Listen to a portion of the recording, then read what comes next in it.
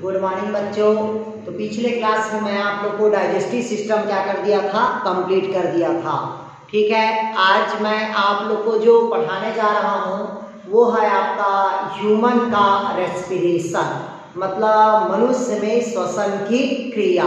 तो सर्वप्रथम देखते हैं कि श्वसन क्या है। सबसे पहले क्या देखते हैं अपन, मानव श्वसन, मतलब मनुष्य में श्वसन की क्रिया।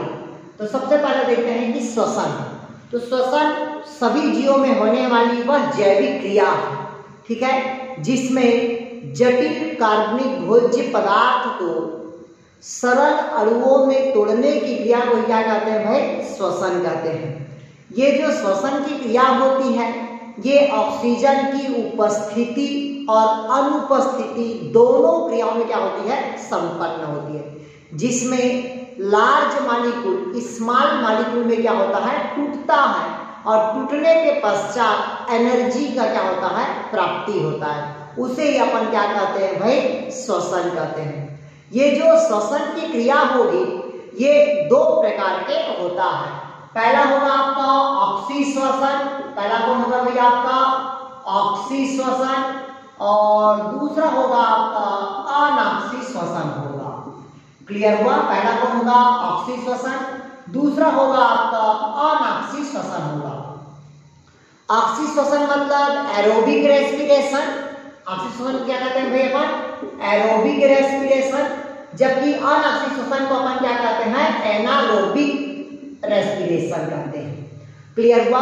तो सबसे पहले देखते हैं कि ऑक्सी श्वसन क्या होता है। इधर देखिएगा C6H12O6 plus 6O2 6CO2 plus 6H2O plus 38 ATP होता है। इधर देखिएगा ऑक्सी श्वसन जटिल कार्बनिक भोज्य पदार्थ को ऑक्सीजन की उपस्थिति में पूर्ण रूप से क्या होता है, ऑक्सीकरण होता है और कार्बन डाइऑक्साइड और जल का क्या होता है, निर्माण होता है। इस क्रिया के दौरान उत्पाद के रूप में 38 ATP का क्या होता है, निर्माण होता है। मतलब ये ग्लूकोज है, कितने मॉलिक्यूल, एक मॉलिक्यूल वाला है, कितने कार्बन वाला, तो 6 कार्बन।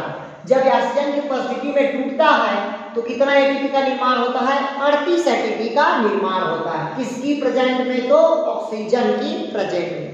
दूसरा अनऑक्सी श्वसन, इसी को कहते हैं अपन एनारोबिक रेस्पिरेशन, कहता है C6H12O6 ऑक्सीजन की एब्सेंट होगा, C2H5OH प्लस 2CO2 प्लस क्या होगा, 2 ATP होगा। मतलब देखिएगा ये जटिल कार्बनिक भोज्य पदार्थ है, ऑक्सीजन की एब्सेंट हुआ, इसका निर्माण करेगा एथिल अल्कोहल का, इसके साथ साथ कार्बन डाइऑक्साइड का निर्माण करेगा और ऊर्जा के रूप में 2 ATP का निर्माण होता है। मतलब ऑक्सीजन की एब्सेंट में ग्लूकोज का एक मॉलिक्यूल कितना ATP का निर्माण करता है, 2 ATP का निर्माण करता है, जबकि ग्लूकोज का एक मॉलिक्यूल ऑक्सीजन की प्रेजेंट में कितना ATP का निर्माण करता है, 38 ATP का निर्माण करता है। तो ये हुआ आपका श्वसन, और श्वसन के क्या हुआ भाई, आपका प्रकार हुआ। क्लियर है? अब देखते हैं जो श्वसन क्रिया के लिए बहुत सारे जीवों में क्या होता है, अलग अलग अंग पाया जाता है। क्लियर है? जो श्वसन की क्रिया में क्या करता है, आपका भाग लेता है। जैसे कि अगर मैं बात करूं आपका, जैसे एक कोशिकीय जीवों में, इसमें देखते हैं भाई सबसे पहले एक कोशिकीय जीवों में श्वसन की क्रिया किसके द्वारा होता है, तो जो सिंपल यूनिसेलुलर होता है या अमीबा बोल दो, उसमें जो कोशिकीय जो श्वसन की क्रिया होती है वो कोशिकीय सतह पर होती है, मतलब सेलुलर सरफेस पे होता है। मतलब कोशिका झिल्ली पे श्वसन की क्रिया क्या होती है, आपका संपन्न होता है। क्लियर हुआ? दूसरा देखते हैं अपन फिश में, तो फिश में जो श्वसन की क्रिया होती है वो किसमें होता है भाई, आपका गिल्स में होता है। मतलब गिल्स के द्वारा मछली में क्या होता है, श्वसन की क्रिया होती है। जबकि जोक में देखे, किसमें देखते हैं भाई अपन, जोक में देखे लीच बोलते हैं, तो जोक में जो श्वसन की क्रिया होती है वो किसके कारण होती है भाई, आपका विसरण के क्रिया के द्वारा होती है। विसरण मतलब होता है आपका डिफ्यूजन के द्वारा होता है। ठीक है। जबकि देखते हैं अपन आर्थ्रोपोडा वाले में, किसके में भाई आपका आर्थ्रोपोडा में, तो आर्थ्रोपोडा में जो श्वसन की क्रिया होती है वो ट्रेकिया के द्वारा होता है। किसके द्वारा होता है भाई आपका ट्रेकिया। देखिएगा जितना भी जो आर्थ्रोपोडा होता है, ठीक है, जो केचुआ वचुआ हो गया आपका, बिच्छू हो गया, वो सब किस रूप से आता है आपका आर्थ्रोपोडा।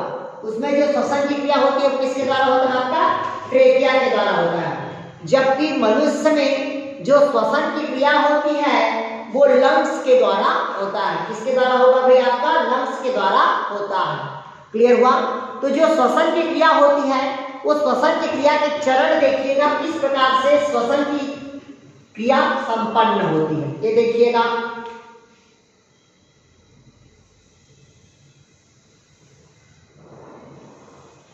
ये देखिएगा, ये ब्लड सर्कुलेशन है। क्या भी आपका ये ब्लड सर्कुलेशन, ठीक है। तो ये हमारा क्या हुआ लंग्स हुआ। क्या हुआ भाई आपका लंग्स। तो लंग्स से क्या आया ऑक्सीजन आया। ये ऑक्सीजन किसके साथ दोस्ती कर लिया हीमोग्लोबिन के साथ, और हीमोग्लोबिन के साथ दोस्ती किया क्या बनाया ऑक्सी हीमोग्लोबिन हो गया। अब ये ऑक्सी हीमोग्लोबिन कहाँ गया शरीर पे गया। शरीर मतलब कहाँ गया बॉडी पे गया। तो बॉडी पे ऑक्सीजन को क्या कर लिया यूज कर लिया। अब शरीर में क्या बन गया आपका कार्बन डाइऑक्साइड, और ये कार्बन डाइऑक्साइड कहाँ जाएगा लंग्स में जाएगा, और लंग्स के थ्रू कार्बन डाइऑक्साइड क्या हो जाएगा भाई आपका बाहर हो जाएगा। मतलब हमारे शरीर पे जो ऑक्सीजन होगा वो हीमोग्लोबिन के साथ क्या किया बॉन्ड बनाया, तो क्या हुआ ऑक्सी हीमोग्लोबिन। मतलब हमारे शरीर में जो ऑक्सीजन का ट्रांसपोर्ट हुआ वो किस रूप में हुआ ऑक्सी हीमोग्लोबिन के रूप में। अब ऑक्सीजन को हमारा शरीर क्या कर लिया यूज कर लिया, और हीमोग्लोबिन को क्या कर दिया छोड़ दिया। तो ये जो हीमोग्लोबिन होगा वो कार्बन डाइऑक्साइड के साथ क्या करता है क्रिया करता है। कैसे क्रिया करता है, क्योंकि देखिएगा कार्बन डाइऑक्साइड और जल क्या बना देता है आपका H2CO3 बना दिया। ये H2CO3 कार्बनिक अम्ल क्या होगा टूटेगा, तो हाइड्रोजन प्लस में टूटता है, और किसमें टूटता है भाई HCO3 मतलब बाइकार्बोनेट। तो कार्बन डाइऑक्साइड का जो ट्रांसपोर्ट हो रहा है हमारे शरीर में वो किस रूप में हो रहा है, तो बाइकार्बोनेट के रूप में हमारे शरीर में कार्बन डाइऑक्साइड का क्या होता है ट्रांसपोर्ट हो रहा है। तो इस प्रकार के मनुष्य में क्या होती है श्वसन की क्रिया आपका संपन्न होता है। क्लियर हुआ यहाँ तक के। अब देखते हैं भाई कि मनुष्य में जो ब्रीथिंग की क्रिया होती है, ब्रीथिंग मतलब होता है श्वासोश्वास। तो सबसे पहले देखते हैं मनुष्य में क्या होता है भाई आपका ब्रीथिंग, जिसको हिंदी में बोलते हैं अपन श्वासोश्वास।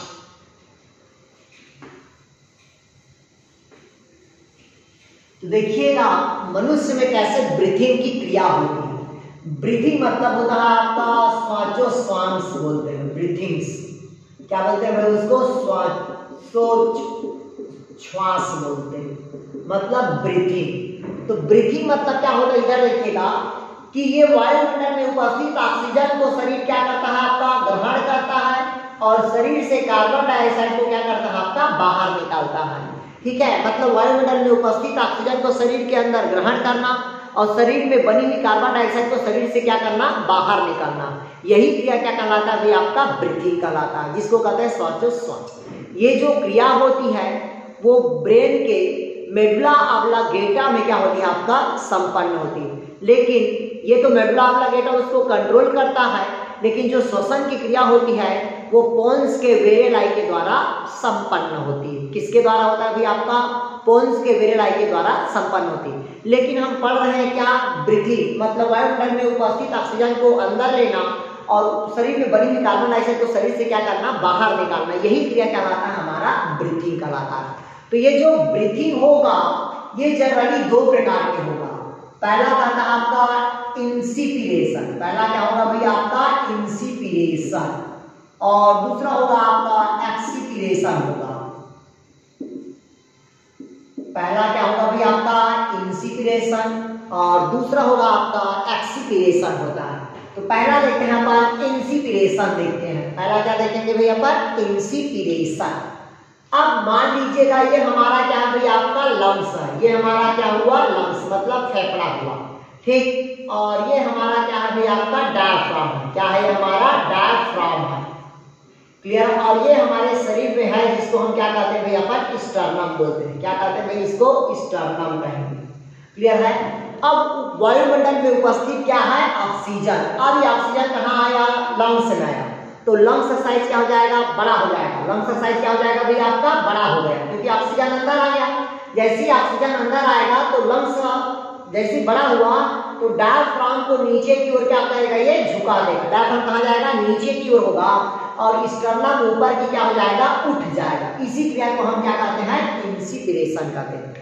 मतलब वातावरण में उपस्थित ऑक्सीजन जब लंग्स में आता है तो लंग्स का साइज क्या हो जाता है, बड़ा हो जाता है, डायफ्राम नीचे की ओर जाता है और स्टर्नम ऊपर की ओर उठ जाता है।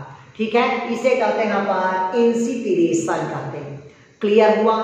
जबकि दूसरा कहता है जिसे कहते हैं एक्सपीरेशन कहते हैं।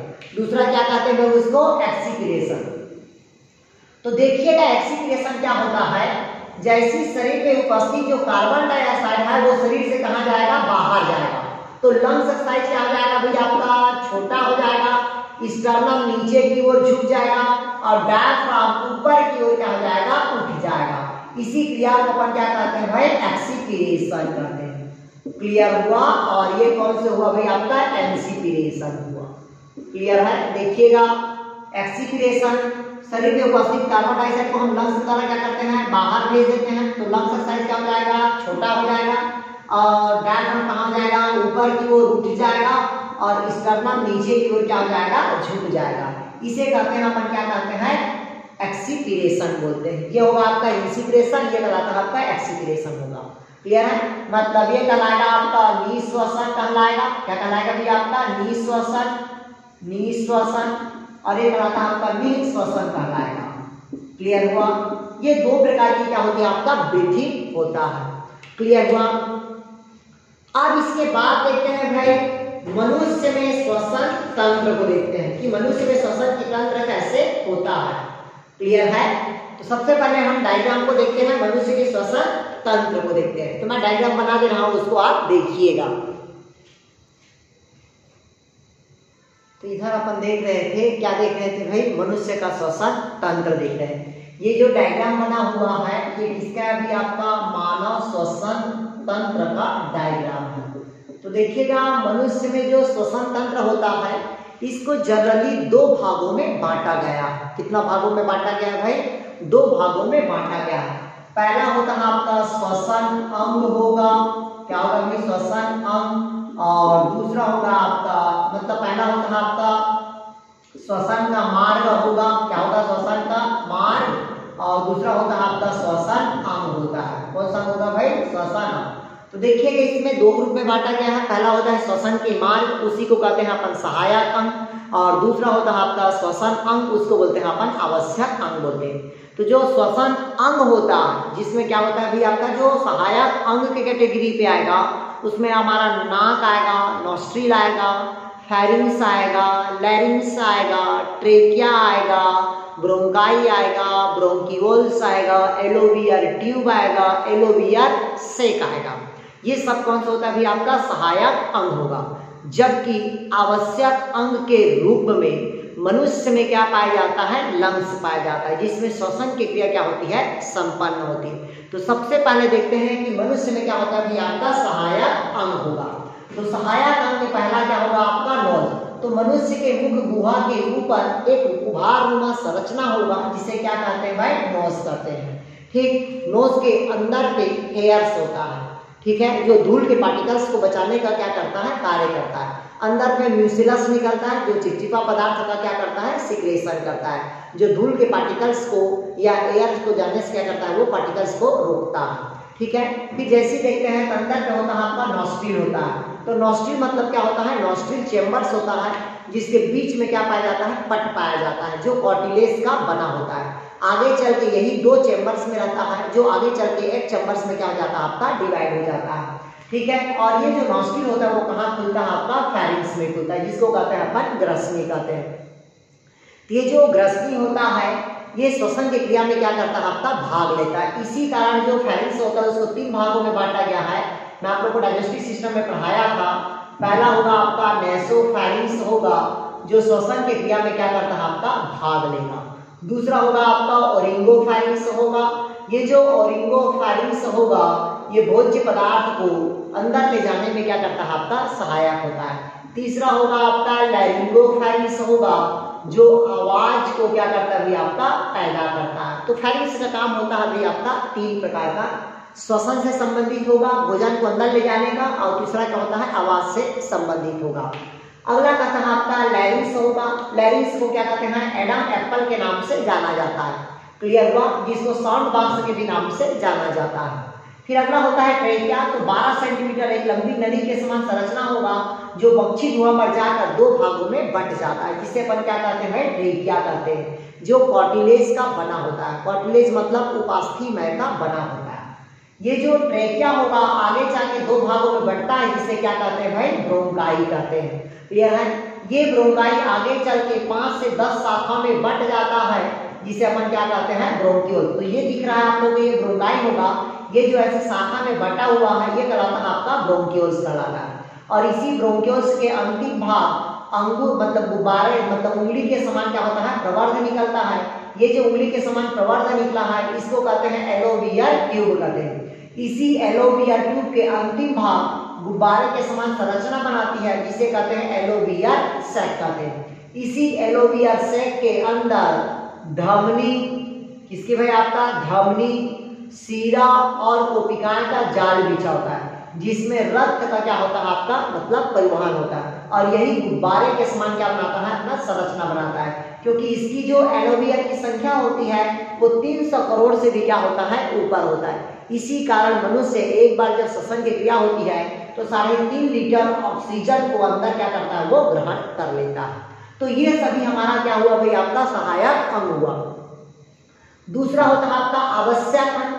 तो देखिएगा मनुष्य में जो एक जोड़ी क्या पाया जाता है आपका फेफड़ा पाया जाता है, एक जोड़ी क्या पाया जाता है ये आपका लंग्स पाया जाता है, जिसको राइट लंग्स और क्या कहते हैं अपन लेफ्ट लंग्स कहते हैं। जो लेफ्ट वाला लंग्स होता है इसका साइज क्या होता है छोटा होता है और ये 2 ही चेंबर में बटा होता है, जबकि दायां वाला होता है ये 3 चेंबर में बटा होता है। यहाँ पास छोटा सा हृदय के लिए रहता है, मतलब खाली जगह रहता है, यहीं पास क्या रहता है हमारा हृदय रहता है। तो मनुष्य के जो लंग्स होता है वो स्पंज के समान क्या होता है संरचना होता है, जो एयर को या ऑक्सीजन को क्या करता है वो ग्रहण करता है और पंप की भांति क्या करता है ये कार्य करता है। तो ये जो लंग्स के चारों तरफ बाइलेयर मेम्ब्रेन होता है, मतलब ये बाहर को कहते हैं अपन पेराइटल मेम्ब्रेन, अगला अंदर को कहते हैं अपन ट्यूबुलर का मेम्ब्रेन कहते हैं। दोनों मेम्ब्रेन के बीच में एक द्रव भरा होता है जिसको कहते हैं प्लूरल का द्रव कहते हैं, जो बाहरी धक्का या आघातों से बचाने का कार्य करता है। और पूरी श्वसन की क्रिया मनुष्य के लंग्स में क्या होती है आपका संपन्न होता है, ठीक है। यही मनुष्य का क्या होता है कि आपका श्वसन अंग कहलाता है, क्लियर हुआ। इसके बाद हम बात करते हैं कि ये तो हो गया आपका मनुष्य का क्या हो गया भाई आपका श्वसन की क्रिया हो गया। अब इसके बाद अपन देखते हैं कि मनुष्य में गैसों का आदान प्रदान कैसे होता है। तो हेडिंग डालिएगा मनुष्य में गैसों का आदान और प्रदान।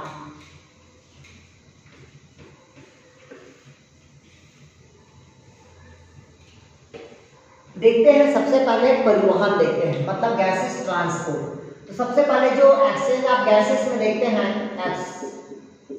Exchange of gases. ये जो एक्सचेंज ऑफ गैसेस होगा इसमें सबसे पहले देखते हैं ऑक्सीजन का परिवहन। किसका परिवहन भाई ऑक्सीजन का परिवहन।